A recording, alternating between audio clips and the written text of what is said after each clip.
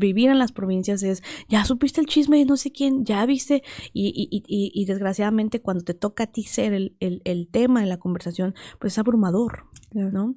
Pero a raíz de eso también conocí a más mujeres, a más personas que habían vivido lo mismo que yo y que también habían ido a pedir que tuvieran un poco de justicia o protección o que bajaran los videos, y me encontré con que no había una legislación al respecto. Y entonces comencé a estudiar y ese encierro me dediqué a eso y entonces dije, tiene que ser un delito. Y entonces a través de la lucha feminista, a través de las deconstrucciones, de las reflexiones, comenzamos un movimiento en el Frente Nacional para la Sororidad y Defensoras Digitales y comenzamos a proponer en los estados, 1, que se reconociera la violencia digital como una modalidad y 2, que se castigara con cárcel la difusión y producción no consentida de material sexual íntimo. Y hoy es una realidad y después de escuchar esta historia, pues las compañeras le llaman la ley Olimpia. Acabas de escuchar a Olimpia Coral Melo en un pedacito de la entrevista con Jessica Fernández, host del programa Más Allá del Rosa. Y si aún no sabes o no has oído suficiente sobre Olimpia, te recomiendo ampliamente que busques en YouTube su discurso del 25 de noviembre de 2021 en la Cámara de Diputados para que vibres y para que comprendas mejor que el feminismo no es una cosa de viejas locas, como algunos quieren ver al movimiento feminista, que falta mucho, que se debe mucho y que hay mucho que hacer en favor de los derechos de las mujeres y que en esta semana, por cierto, conmemoramos el Día Internacional de la Eliminación de la Violencia contra la Mujer en el marco de una muy, muy triste realidad de desventaja y violencia para las mujeres en México y en el mundo. Pero bueno, hoy es martes 22 de noviembre de 2022. Yo soy Cecilia Arista y te saludo como siempre con gusto aquí en el podcast de FIRA. Y como ya lo escuchaste de Olimpia, pues el acceso a las tecnologías digitales que no tienen fronteras, pueden trastocar y pueden trascender cualquier espacio, del urbano a lo rural, del hogar hacia el trabajo, de lo privado a lo público, de la tranquilidad hacia la zozobra, bueno, pues es un hecho. Y es entonces cuando el espacio privado se convierte también en un espacio chico, en el inmenso infierno grande que representa la exposición, el acecho, el acoso, la amenaza, la extorsión, la invasión a tu privacidad en este infierno grande en el que se convierte Internet para cualquiera que pueda ser víctima de violencia digital.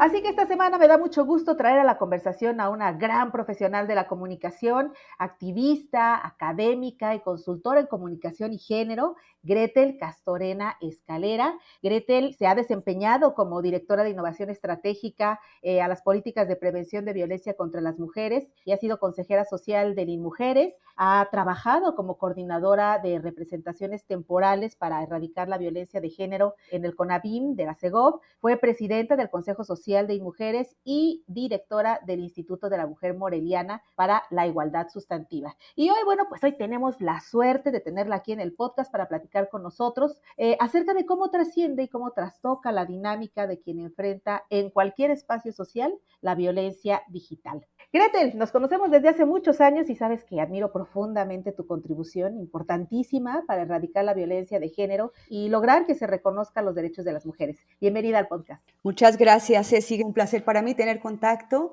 con el auditorio de FIRA a propósito de este tema que el día de hoy nos reúne y que tiene que ver precisamente con esta problemática que vivimos las mujeres y los hombres, pero me parece que en mayor proporción las mujeres, que es el acoso cibernético, ¿no? Es correcto. Y bueno, saludo también a nuestros compañeros José Antonio Heredia, especialista de cultura organizacional en FIRA. Toño, bienvenido como siempre al podcast.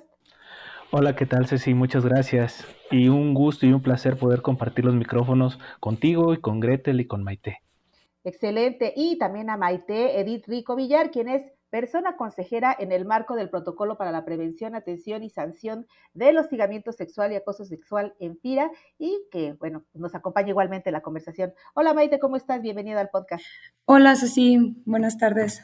Oigan, pues dice la ONU Mujeres que lo virtual también es real Y en ese sentido, Gretel, ¿cómo entender esa virtualidad que traspasa y daña nuestra realidad? ¿Qué debemos entender primero por violencia digital? Bueno, la violencia digital o el ciberacoso, como también se le conoce, es una forma de violencia, ¿no? Que se ejerce a través del uso de Internet. Se refiere pues a lo que podría ser la difusión, podría ser la reproducción sin autorización de imágenes, por ejemplo, de audios o de videos de contenido sexual íntimo. Estas acciones vulneran la integridad, la dignidad y la vida privada y pública, por supuesto, de las personas, ¿no? Los espacios digitales pueden ser, evidentemente, lugares de formación, ¿no? Lugares de opiniones, de debates, de socialización. Sin embargo, este ciberacoso limita, pues, las oportunidades que ofrece esta navegación cibernética como un sitio de intercambio, ya que también en este lugar,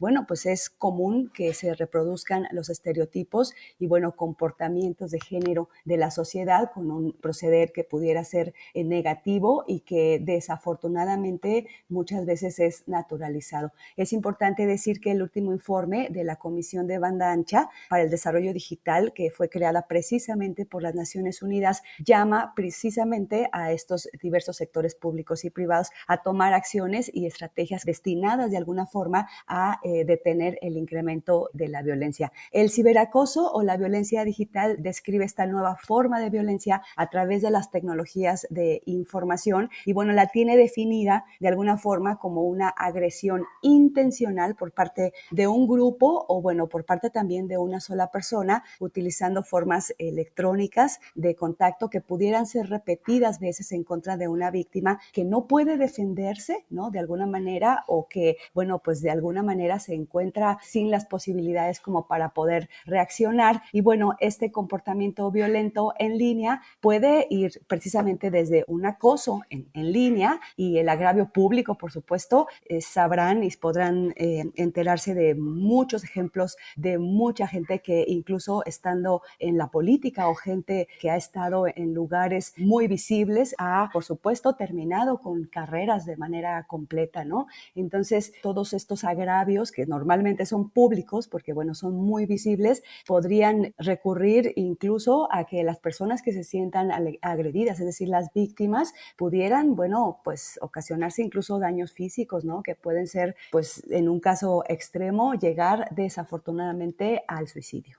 Claro, es correcto, como tú lo has venido comentando, y por eso comentaba yo la importancia de los espacios y de cómo trascienden cualquier espacio, Gretel, porque, bueno, este caso, sobre todo, por ejemplo, en el caso de Olimpia es bien emblemático porque pues venía de un pueblo, ¿no? Estaba en un pueblo, entonces nadie se escapa, en ningún espacio te escapas, ¿no? Y algo que es bien común es que siempre cuando se habla acerca de la víctima se dice, pues, ¿para qué saca una foto? Pues, ¿para qué se expone? ¿Para qué abre la boca? ¿No? ¿Para qué lo dice? Y como que en determinado momento nosotros empezamos a compartir nuestra información, pareciera como una responsabilidad que es única de la víctima y al final pienso que una de las cosas importantes es cómo logramos identificar conductas que finalmente puedan terminar en una experiencia de violencia digital, porque a lo mejor solemos ser muy cándidos, ¿no? Y cándidas en el sentido de, bueno, voy a compartir mi información que tiene, que vean tal cosa o que tiene, así soy, y en determinado momento podemos darnos cuenta si alguna persona tiene una conducta específica que nos lleva a ponernos alerta, ¿no? ¿Cómo podemos evitar ser víctimas de violencia digital, Gretel? Bueno, lo más importante, Ceci, me parece, es que cada una de las personas somos las responsables de nuestros propios dispositivos. Entonces no debemos dejarlo en manos absolutamente de nadie más, ¿no? Y pensar que evidentemente cuando estamos subiendo alguna información a nuestras redes sociales de manera automática, bueno, pues esa información que está ya en la red ya podría ser información que no necesariamente es segura, que es pública y que cualquier persona pudiera hacer uso de ella. Otra podría ser, por ejemplo, utilizar contraseñas seguras y sobre todo, bueno, pues no compartirlas, ¿no? A veces confundimos un poco y lo hablo en relación, por ejemplo, a las parejas, que de repente brota por ahí esa parte del mito del amor verdadero, ¿no? El amor verdadero, bueno, pues no existe y menos si lo basamos en el control y en la desconfianza, ¿eh? No hay que darle a nuestra pareja o a la persona, aunque le tengamos un montón de confianza, nuestras contraseñas, bueno, pues como prueba de amor o como prueba de confianza y mucho menos si hay una especie de coacción, ¿no? No tenemos que chatear tampoco con personas desconocidas, ¿no? Si en la vida real nos han enseñado a no hablar con personas desconocidas, bueno, pues tampoco debemos de hacerlo en nuestras redes sociales. Eso es muy importante. Otro punto que se debe de tratar también de manera muy puntual es cuidar precisamente nuestra privacidad en el Internet. O sea, no tendríamos por qué estar exponiendo nuestra vida privada por las redes sociales. O sea, no tenemos por qué estar haciendo de manera constante tan público pues lo que hacemos, ¿no? Con quién estamos, en dónde nos encontramos, etiquetando incluso a las personas cuando exponemos o publicamos alguna foto en donde están algunas personas que a lo mejor no les gustaría, ¿no? Estar en redes sociales. Es importante también tomar en consideración que los perfiles es preferible tenerlo como privado, ¿no? O sea, evitar que se encuentren desconocidos por las redes sociales. Un acoso digital es igual de delito que un acoso físico, eso también es importante comentarlo. Y bueno, no instalar aplicaciones de móviles que desconocemos, ¿no? Hay que tener mucho cuidado con instalar en nuestros teléfonos, en nuestras computadoras, programas que pudieran estar espiando a otras personas. Me parece que hay que tener mucho cuidado también con esto, ¿no? Y bueno, por supuesto, no tolerar faltas de respeto, amenazas por redes sociales, ¿no? Cuando alguien insulta, amenaza o acosa precisamente en redes sociales, es también considerado violencia digital, ¿no? No debemos tolerar que nadie lo haga y bueno, pues las personas que nos conocen, por supuesto que tampoco. Ahora, recordar esta parte, ¿no? Enviar o subir una fotografía en Internet, enviar por WhatsApp o subir una fotografía a Internet, ya no es de nosotras, perdemos totalmente el control sobre ella, ¿no? Y de eso tenemos que ser conscientes, pensar antes de compartir una fotografía, recordar que una vez que la envíes ya no se puede controlar, ¿no? Ya todas las personas pueden verla o todas las personas pueden difundirla y bueno, podríamos después sentirnos un poco arrepentidas, ¿no? Por haber enviado esa información o por haber subido esa fotografía. Hay que navegar, a mí me parece, Ceci, navegar con respeto, navegar con igualdad, usar las redes sociales siempre con valores, ¿no? Con ese valor de respeto, con ese valor de igualdad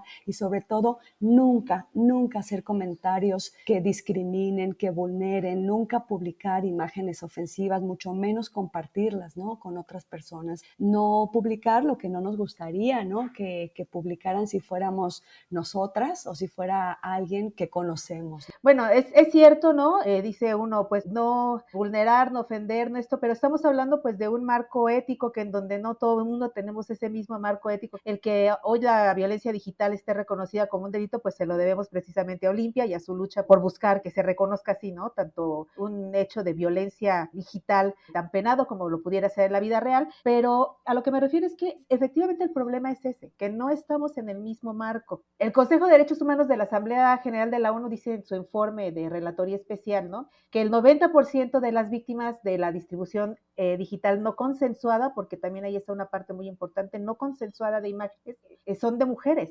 Entonces, en este marco del Día Internacional para la Erradicación de la Violencia contra la Mujer, ¿qué pasa? ¿Qué nos hace, Gretel, más vulnerables a las mujeres y a las niñas de sufrir violencia digital, ya sea en el medio rural o en el medio urbano o en el espacio escolar o en la familia o en el conyugal o en el de trabajo? O sea, ¿qué hace más vulnerable a las mujeres que a cualquier otra persona en el mundo? A mí me parece que las relaciones de poder en el que vivimos las mujeres y los hombres tiene que ver precisamente, bueno, ya lo sabemos, con la construcción de cómo hemos sido construidas las mujeres, de cómo nuestra cultura o nuestra sociedad, incluso las instituciones educativas y, bueno, las mismas instituciones de gobierno han tenido de manera automática y normalizada estas formas en cómo las mujeres y los hombres vamos transitando por el mundo, digamos, ¿no? Los cuerpos de las mujeres han sido históricamente tomados como objetos, ¿no? Objetos de deseo, objetos de desecho, objetos sexuales, ¿no? Cuerpos que siguen vendiendo en la publicidad todavía a través de aparentemente cuerpos perfectos que, bueno, yo ahí consideraría todas son construcciones sociales. Y entonces, como a las mujeres siempre nos han construido históricamente con ese mito también de necesitamos una pareja, ¿no? he escuchado ese mito de la media naranja. Y si lo hilamos un poco al tema del amor y la relación, precisamente relación de poder que siempre hay o de manera histórica existe de los hombres hacia las mujeres, que hemos estado normalmente en un estado de vulnerabilidad, nos pone precisamente en ese cajón, ¿no? En donde las mujeres, para agradar, para quedar bien, para demostrar, ¿no? Nos hace que, bueno, experimentemos de una manera muchísimo más vulnerable, insisto, esta forma en que pudiéramos tener un acoso cibernético, ¿no? Que además tiene efectos en la vida diaria de las mujeres muchísimo más intenso. Por supuesto, las mujeres más jóvenes, es decir, la violencia digital en los hombres, ya lo comentabas, ustedes está, bueno, en un promedio más o menos como de un 30% y las mujeres hemos llegado casi a un 60%, ¿no? Que además, bueno, se ha visto de alguna manera manifestado en diferentes formas. Bueno, ¿quién hace las insinuaciones o las propuestas sexuales? En un alto porcentaje son los hombres, ¿no? ¿Quién contacta con identidades falsas? En un alto porcentaje también son varones quienes los hacen. ¿Quiénes envían los primeros mensajes ofensivos? En su gran mayoría también siguen siendo los hombres, ¿no? ¿Quiénes están exigiendo contenidos sexuales? Bueno, pues también normalmente son los hombres. Y bueno, estas provocaciones en las que las mujeres, bueno, pues de manera quizás ingenua pudiéramos caer en función precisamente, bueno, pues de tener un reconocimiento por parte del otro, ¿no? O de la otra, bueno, corresponde, me parece que por ahí va el tema en que las mujeres nos sintamos un tanto más vulnerables, ¿no?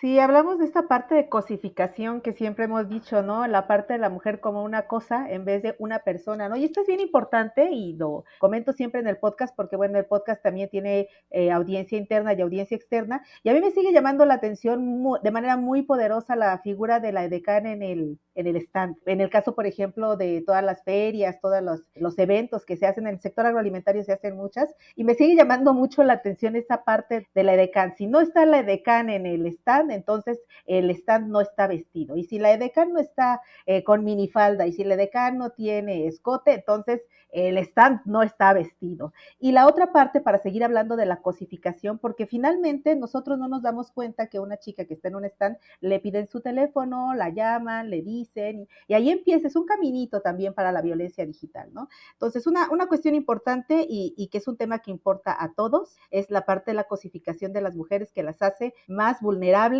al abuso, al acoso y a esta cuestión, ¿no? Porque además, sí, perdón que te interrumpa, tú piensas en edecanes e inmediatamente el inconsciente colectivo te remite a mujer, ¿no? O sea, no estás pensando en un edecano hombre normalmente. Así es, así es. Entonces ahí donde te das cuenta de ese cliché. Y la otra parte que es bien importante en la parte laboral, y yo me imagino a muchas de las mujeres que nos puedan estar escuchando que trabajan en una empacadora, por ejemplo, que trabajan en una fábrica y en donde, bueno, pues es muy común, ¿no? Que puedan estar tomando alguna foto de sus actividades y a veces se hace fácil siendo un compañero, una compañera de trabajo, compartir una foto, ¿no? Compartir una selfie, a todos nos encanta esta parte, sacarnos una selfie, ¿no? Y tú no sabes en dónde van a copiar y a pegar tu información en otra información o en otro contexto. Por eso es que es tan importante cuidar la parte de la confianza y en la parte laboral también, ¿no? Cuidar aquello de a quién le das acceso a tu información, ¿no? También es importante saber cómo, cuándo lo hacemos. Y bueno, esta parte es muy compleja, suele ser muy amplia, Gretel.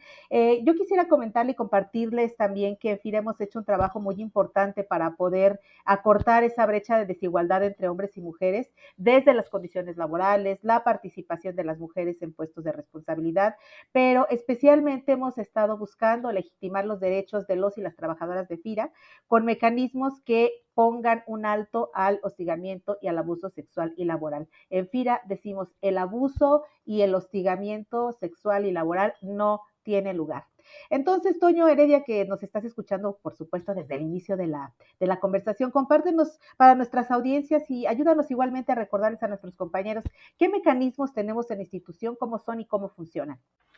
Sí, muchas gracias, Ceci. Efectivamente, en FIRA tenemos mucho tiempo ya trabajando en esto y pues bueno, la buena noticia es que existen varios mecanismos. Les quiero mencionar al menos tres, que son uno, y considero que es de los más relevantes, mujeres, que es el pronunciamiento de cero tolerancia al hostigamiento y acoso sexual, que es emitido por el director general de la institución. Esto no solamente es un documento normativo, sino que implica el compromiso y la responsabilidad que tiene la alta dirección en la institución y bueno, la directriz que nuestra entidad tiene en materia de prevención y de erradicación de estas conductas. Otro elemento que considero también muy importante es, bueno, el programa anual de trabajo del Comité de Ética. El Comité de Ética realiza una serie de acciones, sobre todo a nivel preventivo y de sensibilización. Y estas acciones, pues bueno, son campañas, por ejemplo, para poder sensibilizar a todo el personal sobre la importancia de no llevar a cabo estas conductas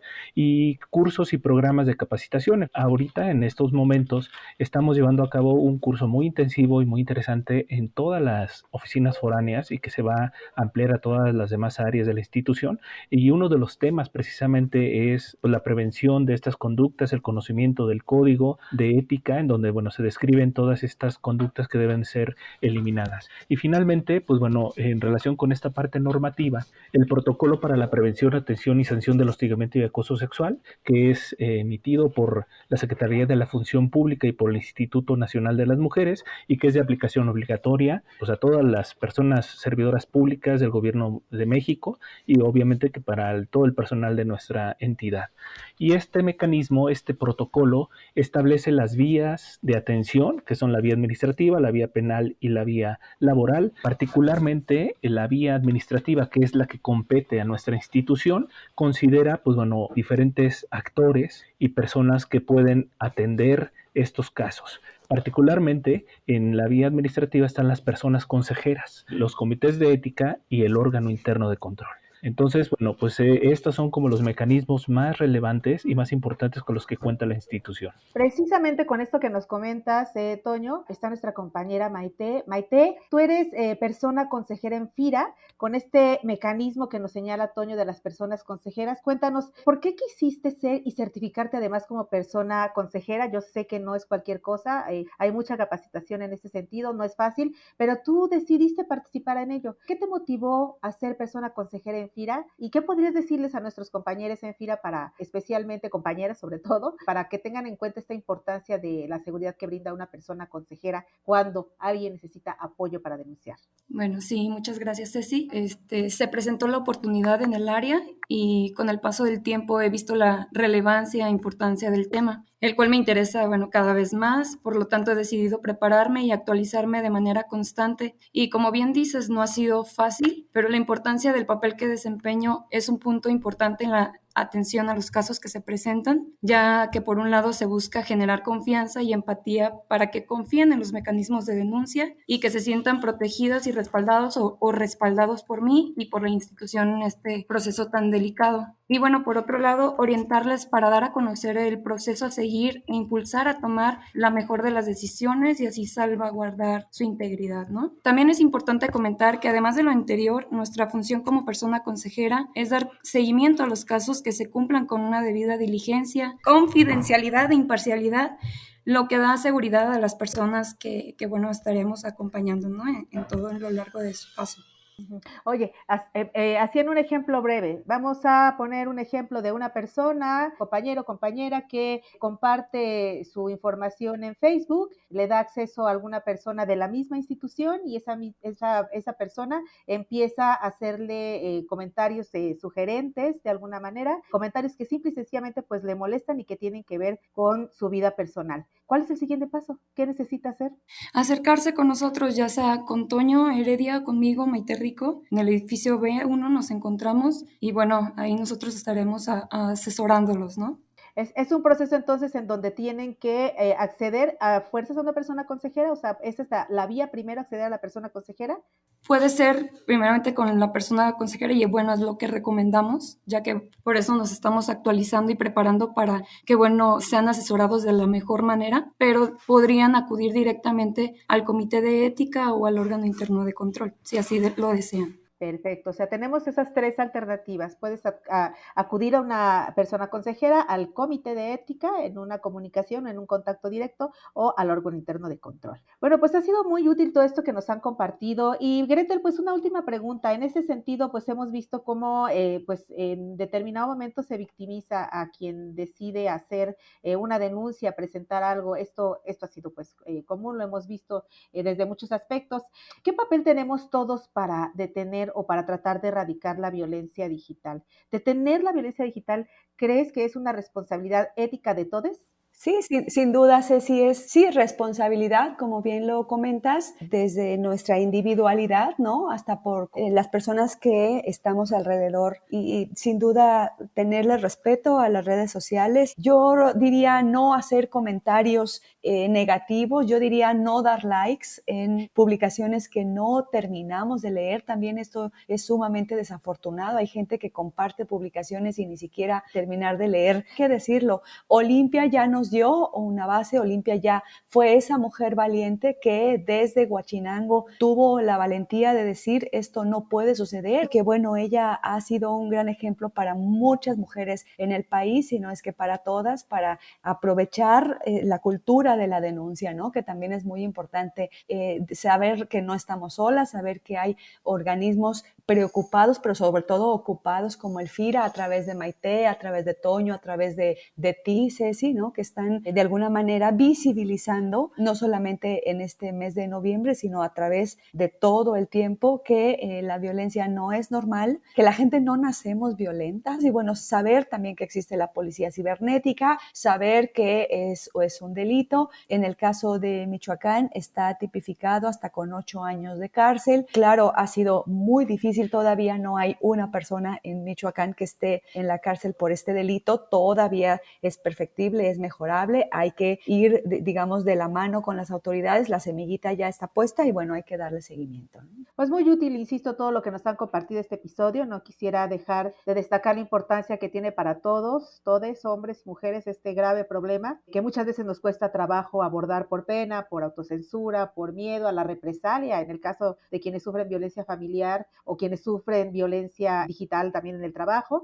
Así que, Gretel, ¿dónde pueden encontrarte quien necesite tener más información, más contexto y asesoría al respecto de esta importante especialidad de género que tú tienes? Te agradezco de corazón, Ceci, Toño, Maite, este enlace. Bueno, pues sí, en las redes sociales, a propósito de las redes sociales, en la cuenta de Gretel Castorena, estoy de manera constante precisamente compartiendo información preventiva. Yo soy una apasionada del tema de la prevención. Yo estoy segura que a través de este ejercicio preventivo podríamos evitarnos, ¿no?, malos momentos posteriores, no solamente en cuestión cibernética. Yo me siento muy comprometida con el tema que tiene que ver con la violencia, así es que, bueno, no solamente de la violencia cibernética, sino de las violencias en general. Así es que Gretel Castorena, @Gretel Castorena, estaré en la mejor disposición de responder sus dudas y de seguir en contacto con todas y todos ustedes a través del ciberespacio. Excelente, Gretel. Muchísimas gracias por tu participación aquí en el podcast de FIRA. Al contrario, un placer. Un saludo a todas y todos. Y Toño, Maite, para recordarles a nuestros compañeros dónde pueden encontrar mayor información acerca del protocolo de atención en el tema de violencia, de acoso, de hostigamiento, que es algo que hemos venido comentando durante toda la charla, ¿dónde pueden encontrar mayor información sobre este tema? Sí, Ceci, en la intranet tenemos un apartado que es de la Dirección de Administración, dentro del cual está la Subdirección de Recursos Humanos, y ahí hay un apartado, una liga para el Comité de Ética. Ahí se describen el conjunto de documentos que dan sustento y respaldo a las acciones que se llevan a cabo, y ahí están descritos todos los documentos como el protocolo y los lineamientos, así como los datos del comité y de las personas consejeras. Excelente, perfecto. Pues muchísimas gracias igual, Toño, Maite, por esta oportunidad de compartir con nosotros esta charla en el marco de un día tan importante como va a ser, como es el 25 de noviembre, en este tema de erradicación de la violencia, hoy hablando de la violencia digital. Y bueno, pues les invitamos también a quienes nos escuchan a través de nuestras diferentes plataformas digitales, en Spotify, en Apple Podcast, en Google Podcast, Amazon Podcast, entre otras, a que compartan este episodio para que pueda llegar a quien lo ocupe, a quien lo necesite, para que se pueda distribuir mayor información acerca de cómo prevenir la violencia, en este caso la violencia digital. Y bueno, también, ¿por qué no?, a que le den like y le pongan 5 estrellitas. Ya lo pueden hacer desde la página de FIRA, en el portal del podcast, y también a través de cada una de las aplicaciones digitales, especialmente en Spotify. Los dejo esta semana con este tema. Me da como siempre mucho gusto saludarles y nos vemos en una próxima emisión del podcast de FIRA. Hasta la próxima vez.